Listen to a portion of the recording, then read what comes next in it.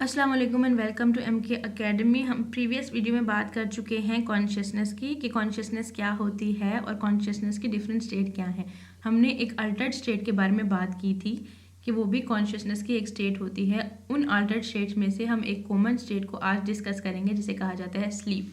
Sleep से हम सारे कहीं ना कहीं यकीनन अवेयर होते हैं। स्लीप बेसिकली कॉन्शियसनेस की एक ऐसी स्टेट है जिसको रेस्टिंग स्टेट कहा जा सकता है।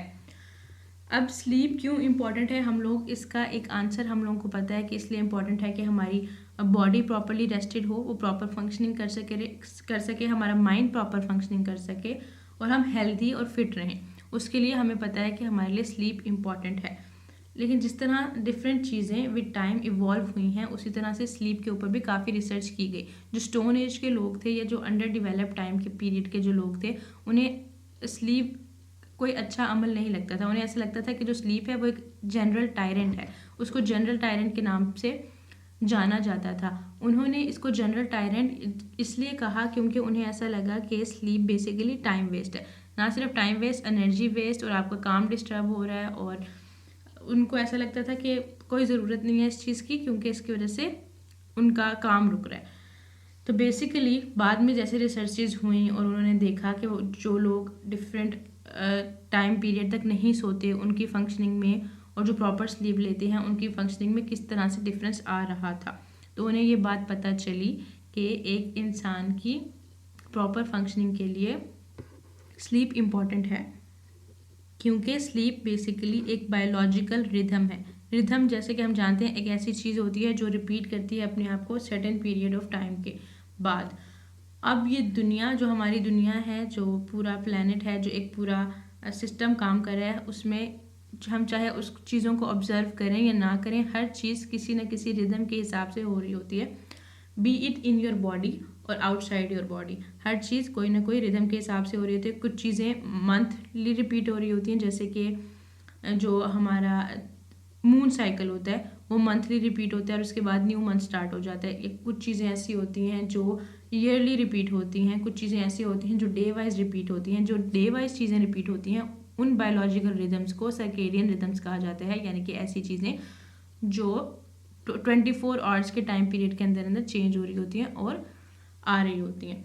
तो बेसिकली उन्होंने रिसर्चेस के बाद ये बात फाइंड आउट की कि एक बायोलॉजिकल रिदम है और ये बहुत ज़्यादा इंपॉर्टेंट है क्योंकि ये सिर्फ आपको रेस्ट नहीं देता, आपको एक इजी और अच्छी फीलिंग ही नहीं देता, बल्कि आपके ब्लड प्रेशर को कंट्रोल करता है, आपके बॉडी टेम्परेचर को कंट्रोल करता है और हमारी बॉडी के अंदर ब्लड, वाटर और सेल्स के अलावा जो चीज़ बहुत इंपॉर्टेंट है फंक्शनिंग के लिए वो हार्मोन्स होते हैं। उन्होंने अपनी रिसर्च से ये बात साबित की कि स्लीप बहुत इंपॉर्टेंट है एक इंसान के प्रॉपर हार्मोनल सिक्रीशंस के लिए। ये इसके अलावा उन्होंने ये बात बताई कि डिफरेंट एज के जो ग्रुप के लोग होते हैं उन्हें डिफरेंट टाइम पीरियड की स्लीप रिक्वायर्ड होती है for the proper functioning. Nextly we will talk about circadian rhythm. जैसे कि हम प्रीवियस स्लाइड में ये बात डिस्कस कर चुके हैं कि ऐसा रिदम जो 24 आवर पीरियड के बाद आता है उसको हम सर्केडियन रिदम कहते हैं। और हमारा स्लीप साइकिल बेसिकली एक सर्केडियन रिदम है जो कि हमारी प्रॉपर फंक्शनिंग के लिए इम्पॉर्टेंट होता है। अब हमारा जो माइंड है वो किस तरह से काम करता है, उसके अंदर डिफरेंट एरियाज होते हैं और एक स्पेशल एरिया, छोटा सा एरिया होता है, उसका नाम होता है हाइपोथैलेमस।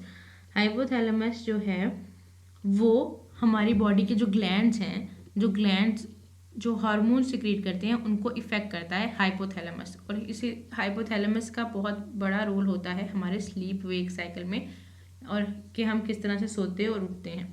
हाइपोथैलेमस को माइटी माइट कहा जाता है क्योंकि ये हमारे ग्लैंड्स को कंट्रोल कर रहा होता है।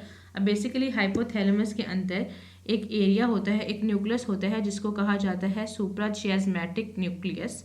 ये देखिए ये हाइपोथैलेमस यहाँ पे शो किया गया और हाइपोथैलेमस को जब आगे दिखाया गया है तो उसका एक पार्ट है जिसको सुप्राचियाज्मेटिक न्यूक्लियस कहा जाता है। ये बेसिकली एक इंसान को बताता है कि उसने कब उठना है और उसने कब सोना है। तो ये न्यूक्लियस बेसिकली इस तरह से काम करता है कि ये सेंसिटिव होता है लाइट को लेके। जब लाइट कम होती है तो जो हाइपोथैलेमस के अंदर सुप्राचियाज्मेटिक न्यूक्लियस होता है ये पिनियल ग्लैंड को कहता है कि वो बेसिकली रिलीज़ करे एक हार्मोन जिसको मेलाटोनिन कहा जाता है। मेलाटोनिन ऐसा हार्मोन होता है जो एक इंसान को स्लीपी फील करवाता है।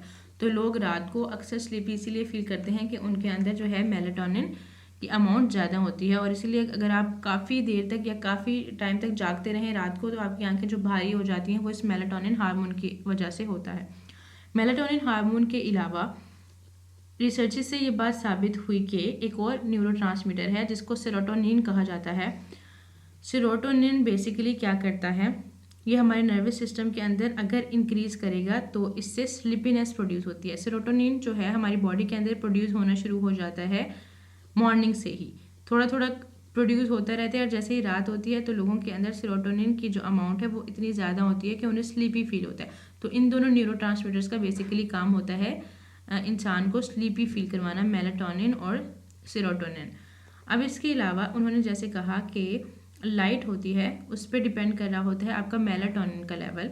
इसी तरह से एक और चीज़, एक ऐसा जो इंस्टिंक्ट है जो कि आपको हेल्प करता है स्लीप में, वो है बॉडी टेम्परेचर।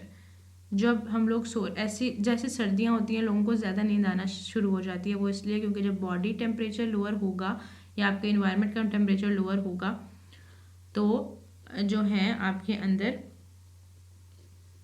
ज़्यादा स्लीपीनेस आ जाएगी, और उसको भी कंट्रोल करता है द माइटी माइट यानी कि हाइपोथैलेमस। तो ये सारी इंफॉर्मेशन थी रिलेटेड टू स्लीप, और क्यों स्लीप हमारे लिए इम्पॉर्टेंट होती है और कैसे हमारी बॉडी के अंदर स्लीप कंट्रोल हो रही होती है। Thank you so much for watching, and in case of any questions don't forget to ask in the comment section below.